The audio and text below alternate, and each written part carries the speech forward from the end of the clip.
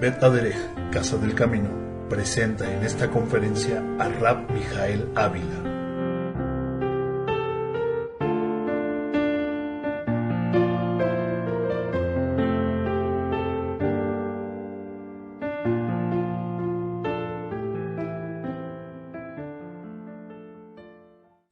Shabbat Shalom desde la sinagoga Bet Aderech en la Ciudad de México, el Distrito Federal. Les saluda el rabino de Bet Aderech, Mijael Ávila.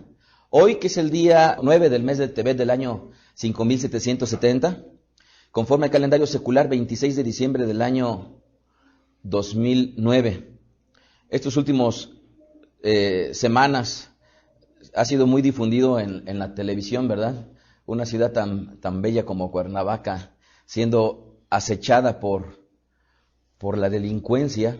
Ha sido unos días que para la ciudad ha sido de conmoción, y quisiera, antes de comenzar con esta perashá, decirles que el interés que en Bet Aderech tenemos por el trabajo que nosotros desarrollamos, creemos que este trabajo que nosotros hacemos es un trabajo integral, y cada vez lo vemos con mayor claridad.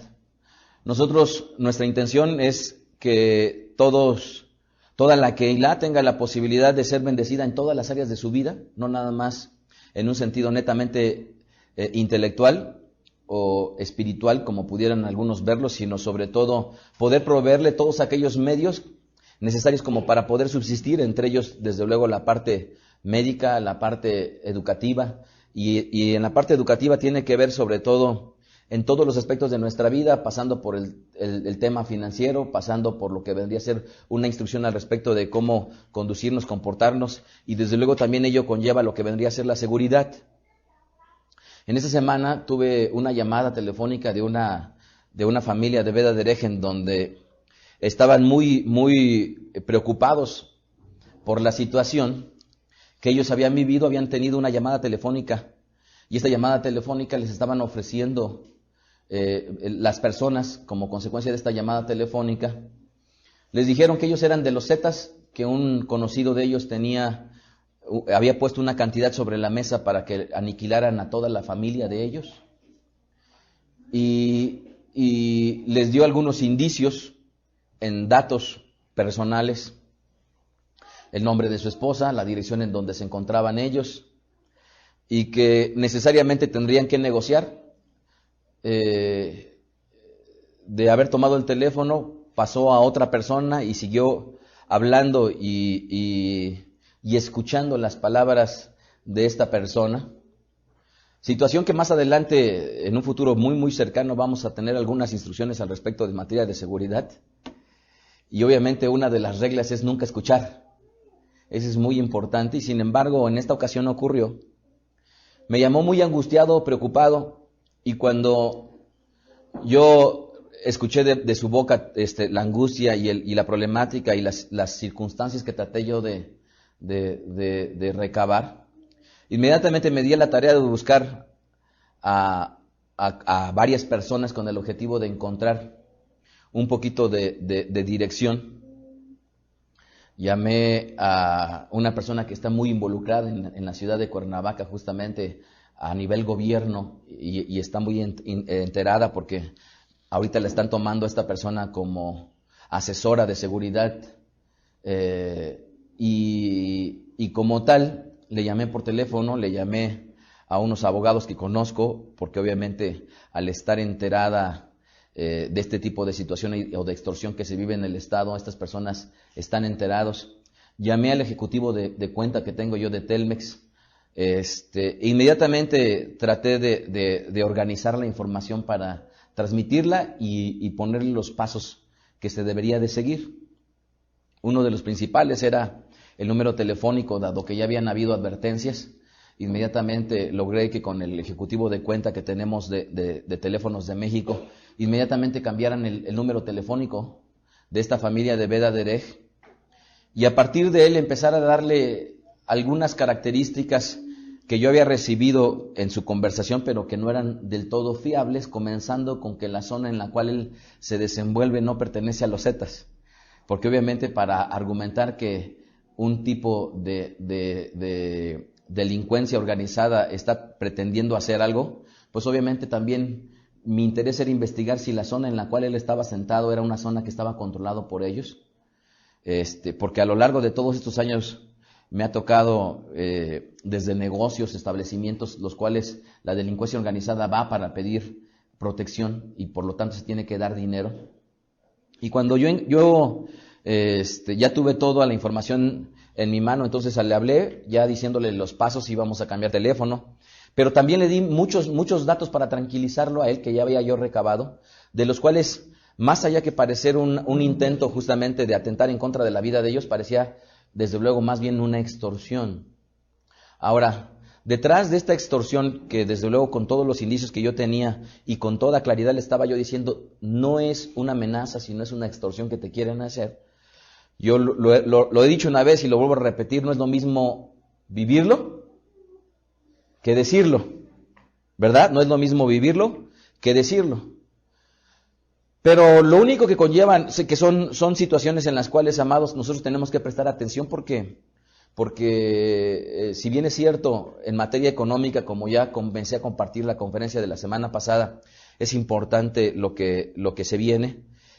Los meses por venir todavía son meses de empujar, son meses que vamos a estar bregando hacia arriba y por lo tanto la delincuencia, las amenazas se pueden hacer presentes y por ello necesitamos como Keilah estar preparados, anticipados, con los ojos alertas y desde luego detrás de ello ver por el bien de cada uno de nosotros. Y en esta perashá que se titula Vayigash, en donde hemos leído la porción en donde Jacob Avinu regresa justamente a vivir a lo que sería Eretz Mizraim, lo que ocurriría sería uno de los episodios, a mi juicio, más tremendos en las Sagradas Escrituras. Yo no sé a cuántos de los que han leído este evento se les enchine la piel de tan solo imaginarse lo que está viviendo Jacob. Todos aquellos que tenemos más de un hijo sabemos que el educar a los hijos no es algo fácil. ¿Estamos de acuerdo? No es algo fácil.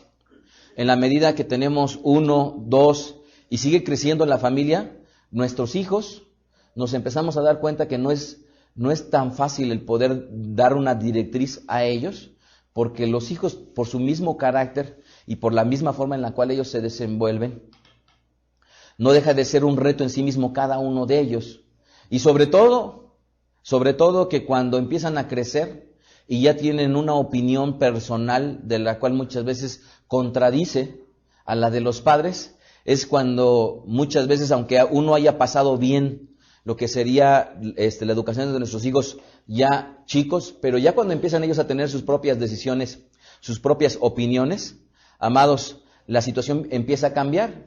Y en el caso de los patriarcas de los Avot, no dejo yo de pensar que tenemos mucho por aprender a partir de sus vidas, tanto de sus buenos ejemplos como de sus malos ejemplos.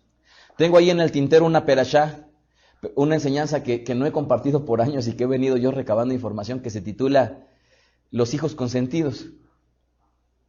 Y no la he podido compartir a pesar de que he tenido muchas ganas de hacerlo, pero veo que en nuestros patriarcas tenemos tanto buenas cosas por aprender como malos ejemplos, que es necesario a partir de esos malos ejemplos tomar nota y aprender, porque a final de cuentas, lo que está registrado en las Sagradas Escrituras, amados, no lo hizo el Eterno en balde, sino al contrario, tanto lo bueno como lo malo es motivo para que nosotros podamos aprender. Y en el caso de Jacob o Israel, que ya así es como se le llama en esta perashá, se dan ustedes cuenta que comenzó la historia teniendo él sus hijos, sus 12 hijos, en realidad eran 13 con Diná, ¿verdad? A la postre los hijos estaban encontrados, habían 2 hijos que fueron de la amada, y uno de ellos, sus hermanos, trataron de aniquilarlo. ¿Están ustedes de acuerdo? Lo trataron de aniquilar. Ahora, ojo, estamos hablando de nada más y nada menos que los nombres de los hijos de los cuales dieron vida a las matot, a las tribus. De tal manera que estamos en medio de un episodio que hemos venido leyendo en las últimas 2 perashot, en la cual hay un intento de asesinato en primer lugar. Después, Este asesinato es frustrado por uno de los hermanos, tratando de convencer a los demás que esto no ocurra. Y a la postre, de los hermanos que intentaron aniquilar a Yosef, Yosef es llevado, como ustedes lo saben, a Misraim. Y a la postre, los hermanos mueren en Misraim. Y el único que es sacado es Yosef. ¿Se acuerdan ustedes que cuando sale de Egipto, Yosef, toman sus huesos y se los llevan? Y no lo dejan allá. Fíjense nomás qué paradójico, porque de los hermanos que están atentando en contra de la vida de uno, son llevados a Misraim, al mismo lugar en donde él había sido llevado, pero él fue encumbrado, y ellos mueren ahí, y después de ser encumbrado muere Yosef, y los huesos de Yosef los sacan y los llevan a Eretz Israel. Entonces, en esta perashá dice que entonces Rubén, en el Peré 42, verso 22, dice, entonces Rubén le dijo diciendo, no os hable yo, y dije, no pequen contra el joven, y no escucharon. Y esto lo dice cuando ya estaban ellos en Egipto y están tratando de defenderse de aquel hombre encumbrado, que no distinguen ellos porque muy probablemente la apariencia era muy diferente. El lenguaje, el idioma que él estaba hablando, Yosef, era diferente al que ellos conocían. Inclusive tenía pintados los ojos. Muy probablemente tenía pintados los labios. Y a final de cuentas, Misraim, como era una nación en la cual la moda la dictaban ellos por su poderío, y nos debemos de imaginar a un Yosef que estaba vestido al hito de la moda, a lo más vanguardista. Y por ello, teniendo pintados los ojos, teniendo pintado muy probablemente la cara, ¿verdad? Se presentaba ante ellos con un idioma completamente diferente, muy probablemente con un estilo de corte muy, muy diferente al cual ellos llegaban. Y es así como se encuentra con sus hermanos. Ustedes han leído todo lo que ocurrió para efecto de poder hacerlos regresar una y otra vez, y a la postre traer a su padre para que fuera él bendecido a partir de la abundancia que tendrían ellos en Misraim.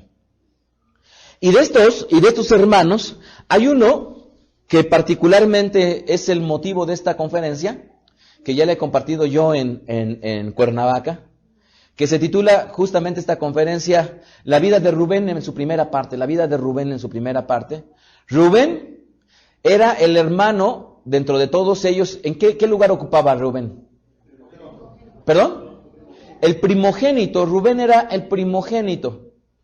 Y todos aquellos que han sido primogénitos, levanten la mano, ¿cuántos lo han sido? ¿Alguno de los de aquí es primogénito?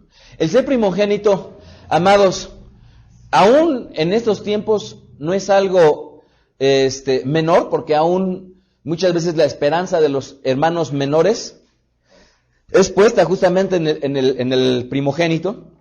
La palabra muchas veces del primogénito es la que más va a contar. Y veamos un poquito al respecto de la vida de un personaje de nombre Reubén, que en esta perashá nos da la oportunidad de hablar de él. Dice Bereshit 48, versículo 1, Génesis. Sucedió después de estas cosas que dijeron a Yosef, tu padre está enfermo.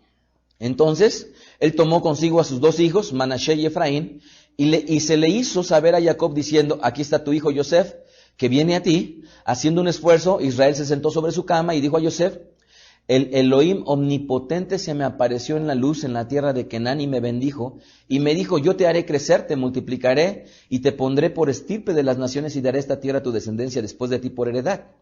Ahora bien, tus dos hijos, Efraín y Manashe, que te nacieron en la tierra de Egipto antes de venir a reunirme contigo, a la tierra de Egipto son míos, al igual que Rubén y Shimeón serán míos.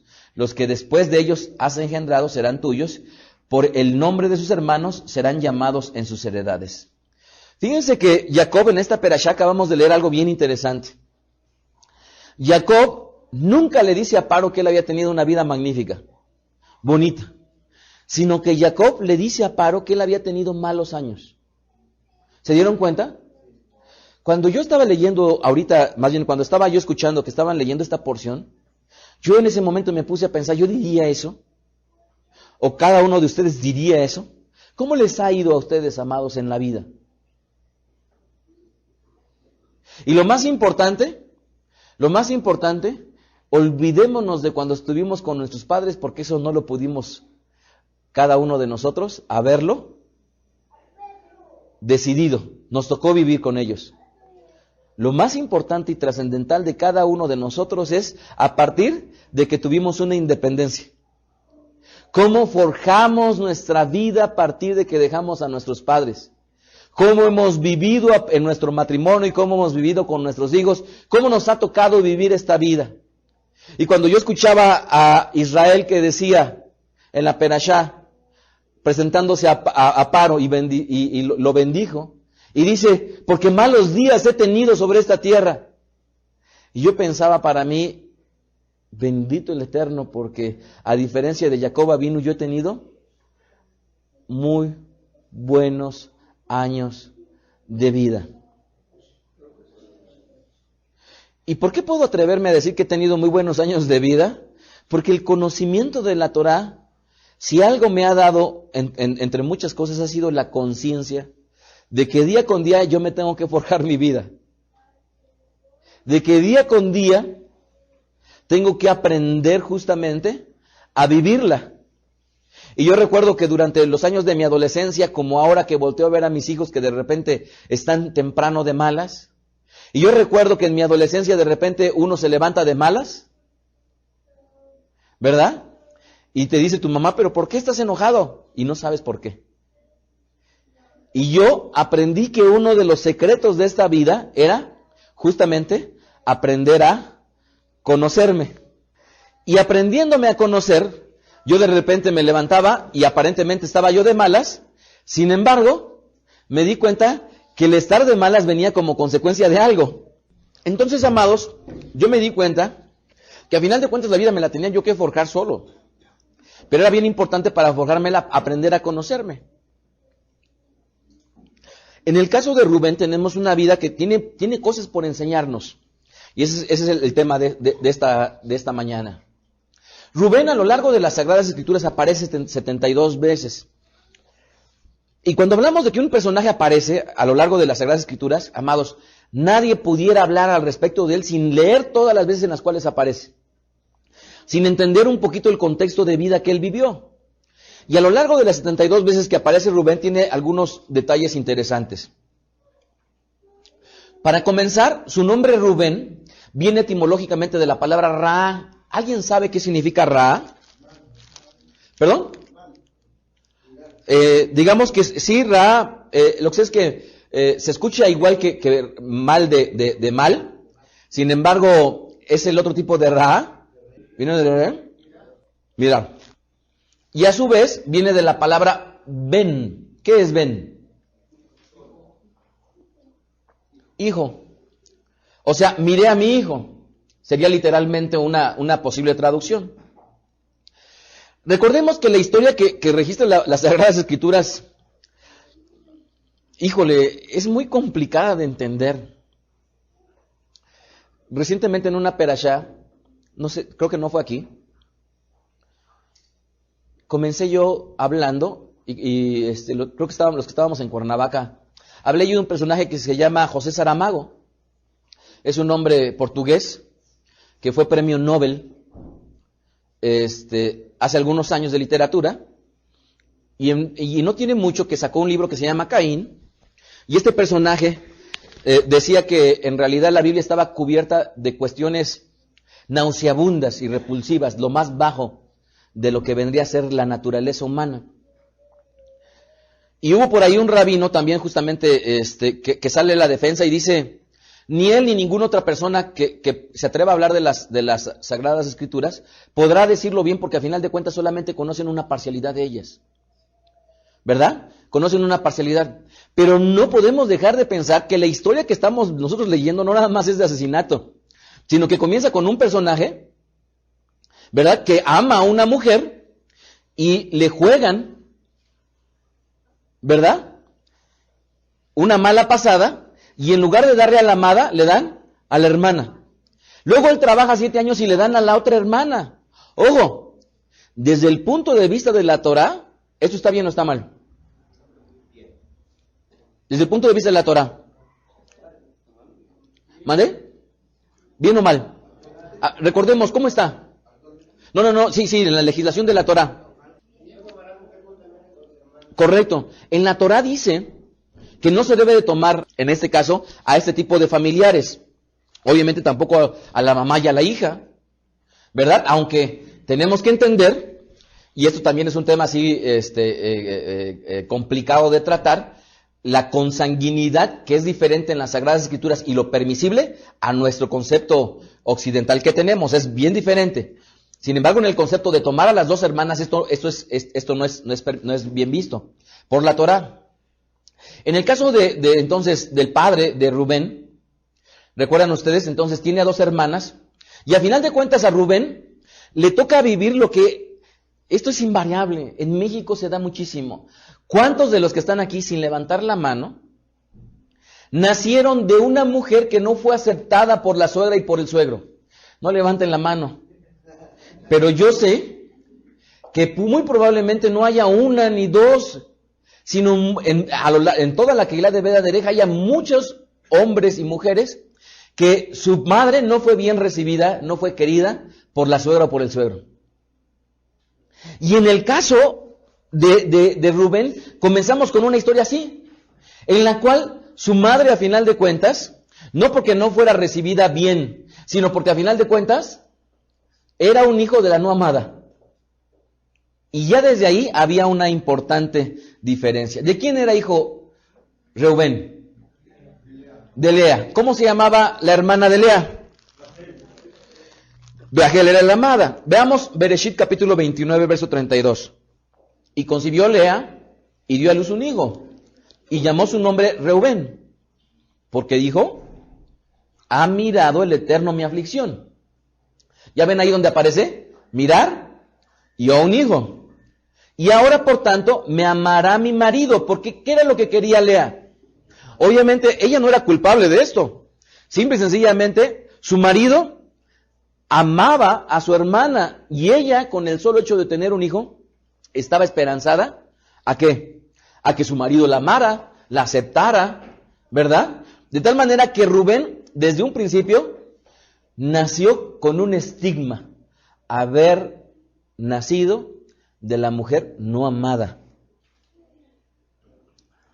Los hijos de Jacob, ustedes recuerdan, tiene a dos esposas oficiales, a Lea y a Rachel, y a lo que vendrían a ser sus concubinas de ellas, que a la postre se metió, no consciente de tener dos mujeres, con otras dos que vendrían a ser justamente las siervas de ambas, en este caso Bila, que era la sierva de Rachel, y Silpa, que era la sierva de Lea. Miren bien, ¿cuántos hermanos tuvo Rubén de su madre Lea con Jacob? Rubén, Shimeón, Leví, Yehudá, Isahar, Zebulún y Dina. Otra vez, Rubén, Shimeón, Leví, Yehudá, Isahar, Zebulón y Dina. ¿Correcto? Entonces, él tuvo 6 hermanos, con él eran 7. De Rachel, a Rachel le nacieron 2 hijos, Yosef y Benjamín. A Silpa le nacen 2 hijos, Gad y Asher. Y a Bila le nacen 2 hijos, Dan y Neftalí. La pregunta de los 64,000, ¿de cuál de esas mujeres viene el Mashiach?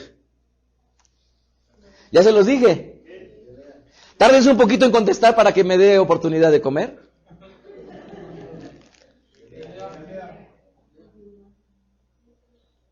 ¿Amado o no?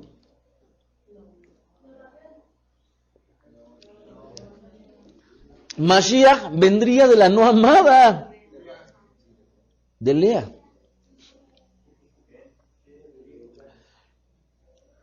No, si nosotros creyéramos que la vida que nos ha dejado el Eterno aquí es perfecta, inmaculada, ¿cómo se llama? Sin altibajos y sin situaciones, amados.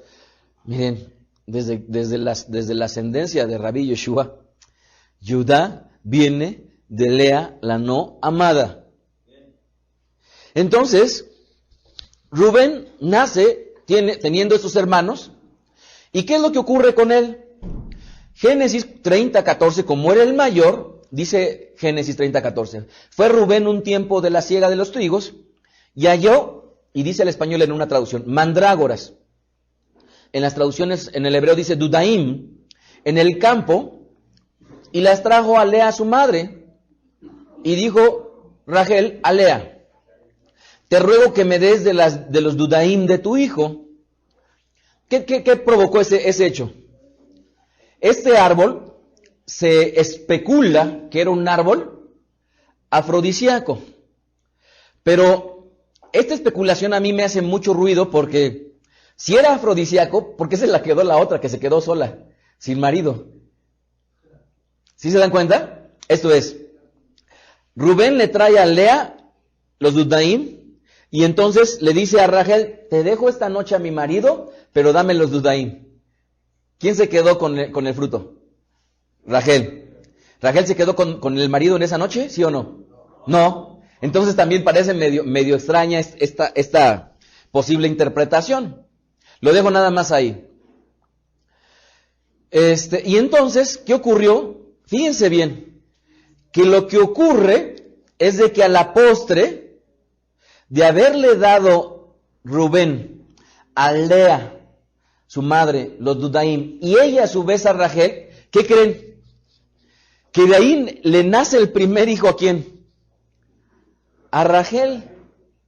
Ahora, otra vez, es un hombre primogénito que nace de la no amada, que le lleva frutas a su madre las intercambia por favores carnales, y de todo este episodio va a nacerle un hijo, ¿a quién?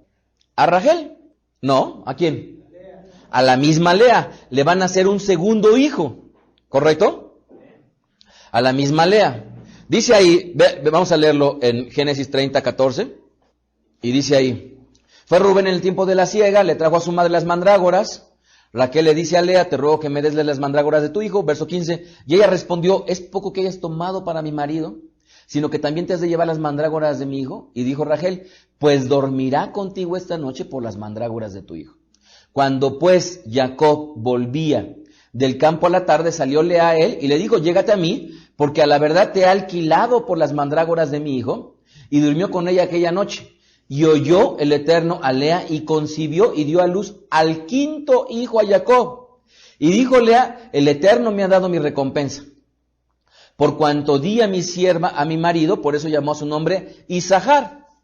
Entonces, ahora el primogénito ya hasta tenía que ver con otro hijo que le había nacido. ¿Ustedes creen que para ese momento Rachel lo hubiera pasado muy bien?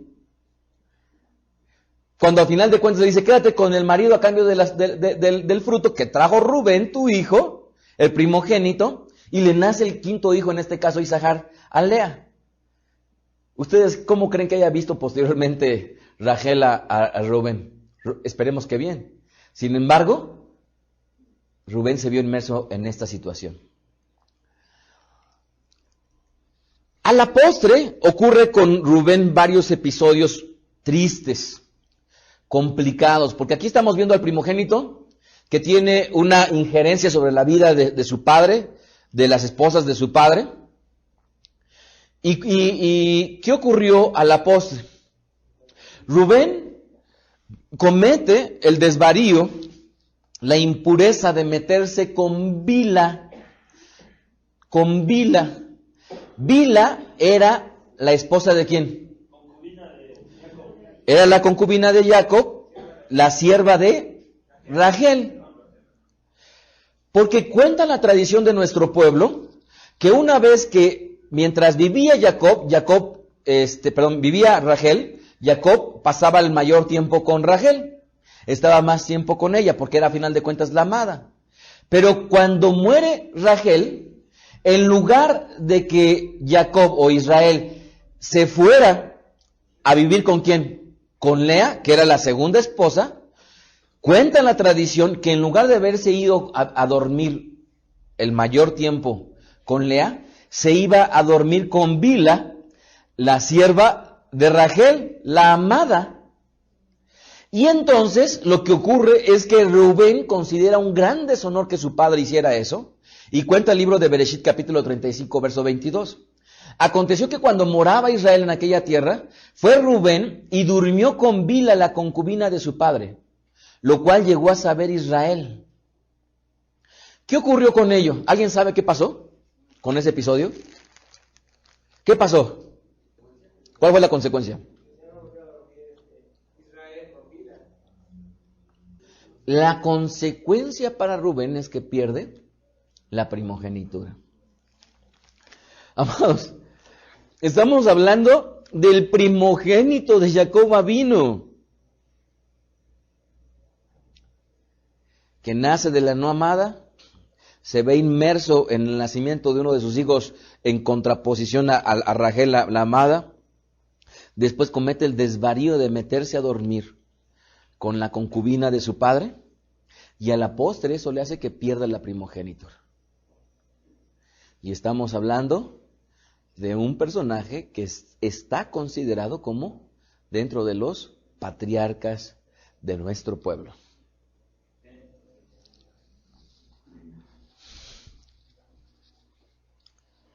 Génesis 49:3. Y son las bendiciones. Reubén, tú eres mi primogénito. Porque la pronunciación del nombre es Reubén, no Rubén. Reubén. Reubén, tú eres mi primogénito, mi fortaleza y el principio de mi vigor, le dice su padre. El primero en dignidad y el primero en poder. Impetuoso como las aguas, ya no serás el primero, le dice Jacob o Israel. Por cuanto subiste al lecho de tu padre, entonces te envileciste al subir a mi lecho. No se confunde con Israel. Cuando menciono a Jacob e Israel, recordemos nosotros que Abraham tuvo un hijo de nombre Yitzhak. Yitzhak tuvo dos hijos de nombres Esab y Jacob. Y a Jacob el Eterno le cambia el nombre por Israel. Y a Jacob o Israel es a quien le nacen los hijos que vienen a ser las tribus. Entonces cuando él está bendiciendo a sus hijos, le dice que él era el primero en dignidad, que él era el primero en poder, pero que era impetuoso como las aguas y que sin embargo ya no sería el primero, por cuanto subió al lecho de su padre. Y entonces dice, envileciste al subir a mi lecho. Esto conforme a la Torah, amados, conforme a la Torah, ¿qué le hubiera tocado? ¿Mandé? ¿Qué clase de muerte? Lapidación. Nosotros en Veda Derech, amados, en Veda Derech nosotros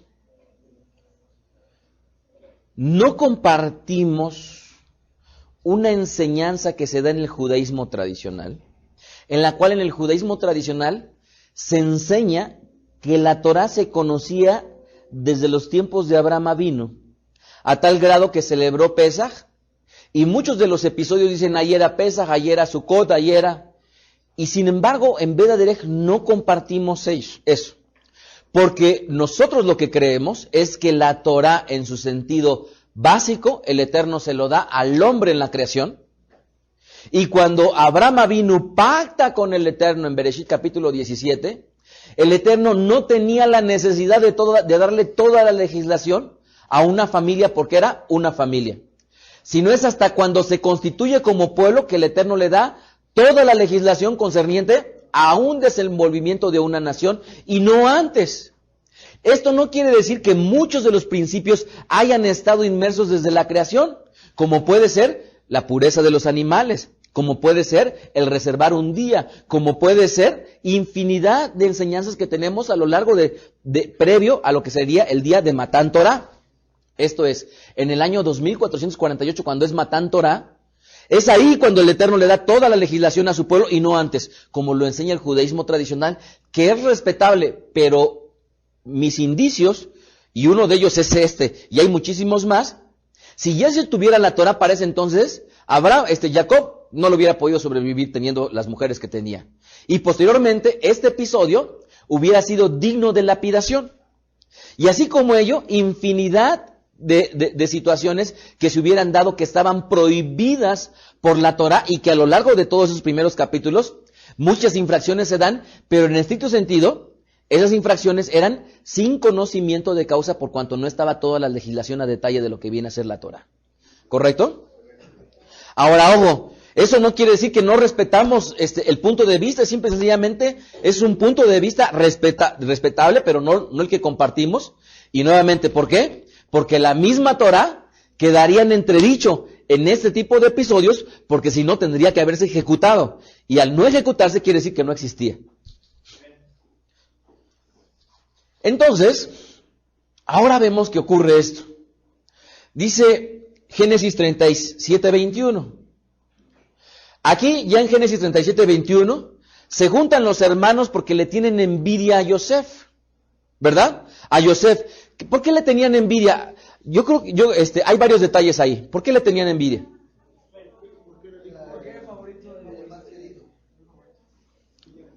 Porque aparentemente era el favorito, ¿verdad? ¿Y por qué era el favorito? Porque era de la amada. ¿Sí o no? Porque era de la amada. Ahora, no obstante, él era el favorito, y aquí es en donde cabe la enseñanza que yo les decía en un principio que no he compartido. Nos damos cuenta que para ese momento Yosef tenía una característica. ¿Qué característica tenía Yosef? Que Yosef iba y le contaba las cosas a su padre de lo que hacían sus hermanos. Y dicen unas traducciones de la mala fama de ellos, en estricto sentido de lo que ellos hacían mal. Y en ese sentido, amados, de esto que ellos hacían mal es bien importante particularizar. Yo creo que también, así como digo, uno de los secretos para ser feliz es aprender a conocerse, otro de los secretos para ser feliz es tomar lo que a uno le toca y a lo que no. Otra vez, tomar lo que a uno le toca y lo que no. Yo, a partir de que he venido profundizando en la Torah, yo sé, y espero dar muestra de ellos, que el día que mis hijos se vayan de la casa, será un día en el cual pueda yo decir, descansé. Y a muchas mujeres o padres yo les he dicho, si ya no tienes a tus hijos, tendrías que ser la mujer o el hombre más feliz de esta tierra. ¿Por qué? Porque una gran responsabilidad se te ha ido. El gran problema que tenemos nosotros como padres, y más en una sociedad como la mexicana, es que creemos que por cuanto son nuestros hijos, todavía siguen siendo nuestra responsabilidad, aún ya de grandes. Y esto es un grave error. Cuando nuestros hijos crezcan y ellos hagan su propia vida, ya bien sea casándose o yéndose de la casa sin casarse, a final de cuentas, amados, lo que les pudimos ver transmitido se los enseñamos. Lo que no, a final de cuentas quedó en responsabilidad de ellos. Para mí, sufriré cuando ellos sufran, pero no será mi culpa. Lamentaré en sus desvaríos, pero no será mi responsabilidad. Así es que yo me he preparado desde hace muchos años, en la medida que he conocido yo del Eterno, en decir, cuando ellos se vayan de la casa, voy a decir, mi vida, nos vamos de viaje. ¿Y por qué? Nuevamente, amados, por una sencilla razón. Entonces, noten esto. ¿Cuál es el gran problema que muchas veces tenemos como personas? Que queremos tomar responsabilidades que no nos han sido dadas. Entonces, concentrémonos que como personas, nosotros tenemos responsabilidades. ¿Y cuáles son nuestras responsabilidades? Para nosotros como personas que tenemos hijos, nuestros hijos, ¿verdad? Pero les pregunto yo, muchas veces ocurre, ¿cuánto les ha pasado que como personas oyen que ya sus hermanas o sus hermanos casados tienen problemas? ¿Cuánto les ha pasado? Y ustedes sufren. Ay, mi hermana, mi hermano está sufriendo. Y yo puedo decir, pues lástima que mi hermana está sufriendo, pero a final de cuentas, no es mi responsabilidad. Y al no ser mi responsabilidad, amados, discúlpenme, pero a mí el sueño no me lo quita. ¿Por qué? Porque en México es muy dado el hecho de que los hermanos, los familiares, a final de cuentas, uno sufre por ellos, pero en realidad, amados, eso está mal. Eso está mal. ¿Por qué? Fíjense bien. ¿Cómo nos podemos nosotros quitar estrés? El estrés si yo lo pudiera hablar de él de una manera muy sencilla, yo diría, el estrés sobre todo viene como consecuencia de cosas que no están bajo nuestro control y nosotros tenemos una preocupación sobre ellas. Ahora, si la hermana o el hermano ya se casaron y ellos tienen su vida, ¿es válido delante del Eterno que yo me preocupe por ellos? Yo no puedo hacer nada. Su vida es su vida, su economía es su economía, y en lo que esté en mis manos ayudar lo podré hacer. Pero de ahí, yo estaré con ella, la abrazaré, la apapacharé, tal vez lloraré con ella, pero cuando me voltee, mi vida y mi felicidad no tiene que ser robada, hurtada por cosas que no me competen. ¿Lo pueden entender eso o no? ¿Lo pueden entender o no? Voy a poner un ejemplo que puede resultar un poco fuerte, pero pues es parte de practicar la Torah. Mi madre se divorcia de mi padre. Y divorciándose ella de mi padre, ella obviamente, pues la primera es dónde va a vivir, pues no teníamos problema, los hijos estábamos. Pero a la postre ella tiene la bendición de tener su propia casa. Pero ella estaba con buena salud. Entonces, de repente, en esto de que viene a vivir con nosotros, y llega un día en donde mi esposa me dice, mi vida, está bien que amemos a tu mamá, pero nuestra vida es nuestra vida. Nuestros hijos son nuestros hijos. Ella está bien de salud. Está bien en la edad. Ya no me tienes nada que decir. Hablé con mi mamá y le dije, mamá, lo lamento muchísimo, pero tienes tu casa. Y entonces lloró, sufrió, se enojó conmigo, pero después lo entendió, se fue a vivir a su casa. Y en fechas recientes le dije a mi mamá, mamá, no te preocupes por tu porvenir, porque si bien es cierto, ha tenido la bendición de poder bendecirle económicamente durante todos estos años, le dije yo en fechas recientes, mamá, el día en el cual tú tengas la necesidad de que alguien vea por ti, aquí voy a estar, yo ya sé en dónde vas a vivir. ¿En dónde vas a vivir? Le dije yo a mi mamá. Pues con nosotros. Porque el día en el cual ella no pueda, ¿con quién va a tener que vivir? Con nosotros, porque ya nos veremos obligados. Pero mientras no exista esa obligación y ella todavía esté en posibilidades y fuerzas, amados, el cargar con una responsabilidad que yo no la traje al mundo, más bien ella me trajo a mí. ¿Sí me explico? Ella me trajo a mí. Yo no tendría yo por qué. Y entonces he hablado yo con ella y le dije, mamá, lamento muchísimo que te hayas divorciado de mi padre, lamento muchísimo. Sin embargo, esa es tu vida. ¿Sí me explico? Es tu vida y no la mía. ¿Ustedes creen que yo sufro por ello? ¿Qué? No sufro. Y no sufro por una sencilla razón, amados. Porque miren, en la medida que aprendemos a dejar de lado, y otra vez, si nos concentramos ahorita, ¿cuál es nuestra obligación? Miren, si nos ponemos en el caso de un hombre, pues definitivamente la obligación viene a ser su esposa, vienen a ser sus hijos, la manutención de ellos, ¿y qué más? Que procure por ellos, que los salvaguarde, que los cuide, que les provea vestido. ¿Sí estamos de acuerdo? Pero de repente ya estamos sufriendo, es que mi mamá sufre, es que mi hermana tiene problemas. Pues está muy bien, digo, o sea, no tampoco somos de piedra, pero si es una causa eso, que te quite a ti la felicidad, estás mal. ¿Pueden entenderlo? Si tus familiares la están pasando mal y eso a ti te roba tu felicidad, yo quiero decirles que están mal. Esa es la forma. ¿Por qué? Nuevamente, porque si yo pudiera decidir por mi hermana, entonces que se venga a vivir conmigo y yo la mantengo y yo le doy y yo soy responsable de ella y que me pida permiso y demás. Pero como ella no me pide permiso, ni yo la mantengo ni nada, es su responsabilidad. ¿Sí lo pueden entender? Entonces, este tipo de detalles es importante identificarlos porque a final de cuentas, amados, miren nomás esto. El Eterno tiene a Jacob Avinu, tiene a sus 12 hijos y de sus 12 hijos les da a cada uno a cada tribu una bandera, una identidad. Les da a cada uno de ellos una individualidad.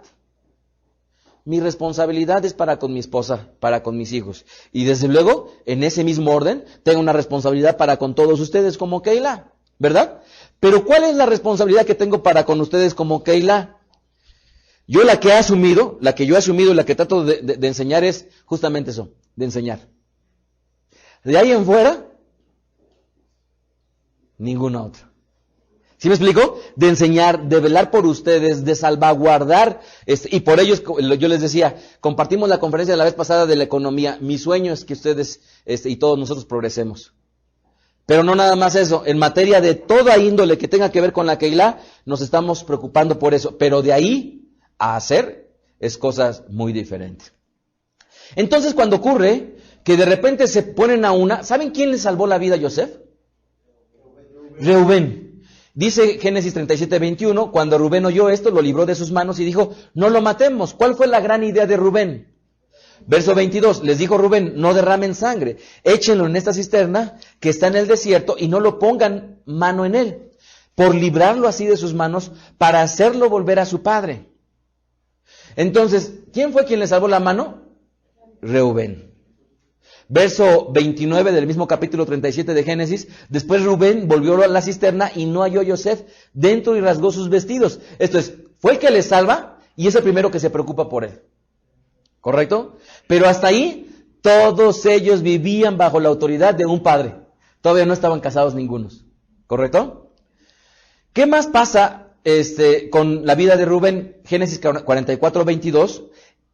Él dice, entonces Rubén le respondió diciendo, no os hablé yo, y dije, no pequen contra el joven, y no escucharon. He aquí también se nos demanda su sangre. Porque ustedes recuerdan que cuando ya regresan ellos a Misraim, lo que pasa es de que Rubén está diciéndole a sus hermanos que por haber hecho lo que hicieron con su hermano Yosef, ahora estaban ellos pagando el precio de algo. Ahora ellos estaban pagando el precio de algo. ¿Sí se dan cuenta? ¿Qué conlleva esto? Les voy a dar otro tip. En esta vida, amados, en esta vida,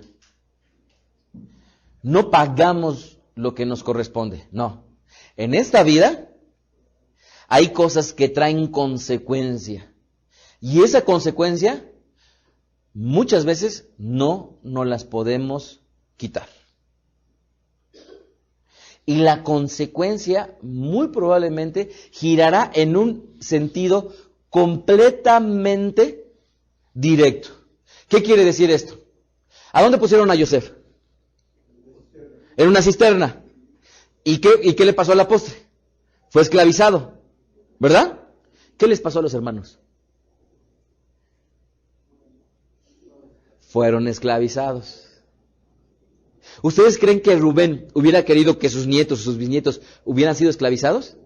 No. ¿Pero por qué fueron esclavizados? Porque hay actos en nuestra vida que traen consecuencia. Y en el caso de Rubén, amados, en el caso de Rubén, a pesar de haber sido un hombre que dio muestras de haber salvado a su hermano y demás, de todos modos tuvo consecuencia. Y eso es lo que ocurre. Llegan hasta ahí, y ¿por qué se le viene a la mente Yosef? Porque había una consecuencia que todavía ellos tendrían que pagar.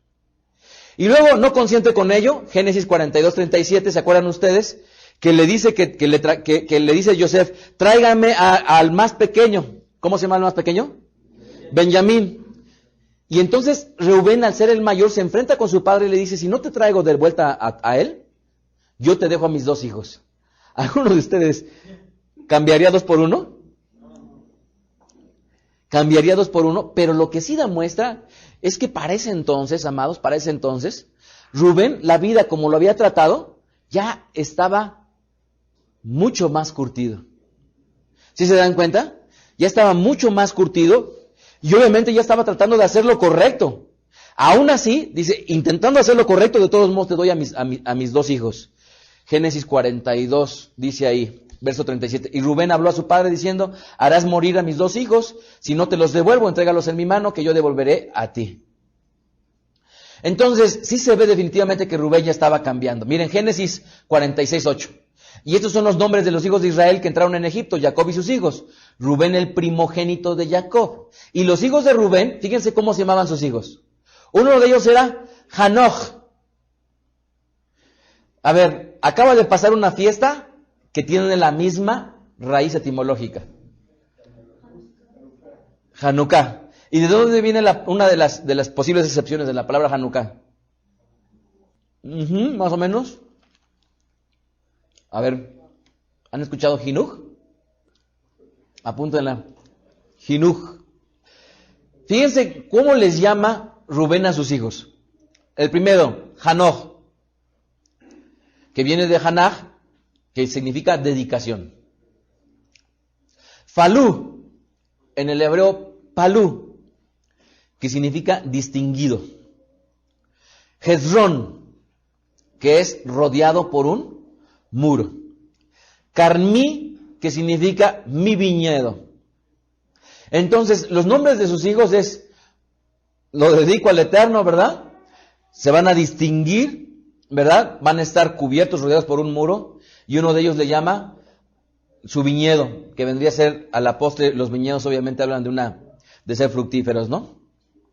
Su descendencia de Rubén sería tan vasta que se sumarían de hombres de 20 años para arriba, 46,500. ¡Wow! 46,500. Dice en Números 1:20, los hijos de Rubén, primogénito de Israel, por su descendencia, por sus familias, según las casas de sus padres, conforme a la cuenta de los nombres de su cabeza, todos los varones de 20 años arriba, todos los que podían salir a la guerra, fueron contados, verso 21 de la tribu de Rubén, 46,500 varones de más de 20 años. Imagínense esto en una fiesta de Pesaj, ¿cómo se la habrán vivido? La organización debió de haber sido aquello tremendo. Ahora, hay 4 censos a lo largo de la tradición de nuestro pueblo. 4 censos, en donde justamente la primera es cuando descienden de Misraim, en donde cuentan que eran 70 almas.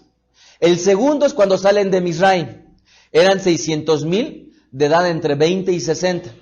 El tercero, después de la fiesta de Yom Kippur, después de haber adorado al becerro, ahí vuelven otra vez a hacer un conteo. Y el cuarto, en Números capítulo 1, cuando hacen el conteo de los descendientes de Rubén. Rubén, su bandera sería hacia el sur. Miren, a ver, amados, ¿cuándo le hemos enseñado a nuestros hijos dónde está el norte, el sur, el este y el oeste? Miren bien, en el Mishkan, las tribus estaban ubicadas al norte, al sur, al este y al oeste. Yo les digo una cosa, enséñenles a sus hijos dónde está el norte, el sur, el este y el oeste. ¿Por qué? Primera, para que no se pierdan. Segunda, cuando aprendan a manejar, sabrán llegar a su destino. Tercero, volverán a regresar a sus destinos y saben los puntos cardinales. ¿Entienden eso? Aprender a manejar en la Ciudad de México. ¿Sí o no? Con que uno no pierda en dónde se encuentra el sur, para allá es, y hacia allá vas, aunque rodees y des vueltas, pero vas a llegar. Eso lo tenemos que enseñar a nuestros hijos. ¿Verdad? ¿Hacia dónde está el sur ahorita? ¿Hacia dónde está el norte? ¿Hacia dónde está el este? ¿Hacia dónde está el oeste? Es importantísimo, amados, es importantísimo aprender esto.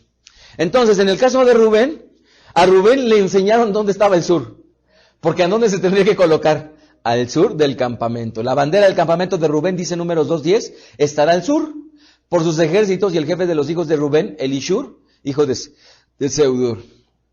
Entonces, la insignia de la bandera era una fruta silvestre que muy probablemente era justamente la imagen de los Dudaim cuando le trajo, o la segunda posible interpretación es que era un ramo de flores primaveral. Fíjense cómo se colocaban los campamentos. Al norte estaba Dan, Neftalí y Asher. Al sur, Reubén, Shimeón y Gad. Al este, Yehudá, Zebulún y Isahar. Al oeste, Efraín, Benjamín y Manashe. Al centro, Leví, en donde estaba el Mishkan, ¿verdad? Es así como estaban distribuidos.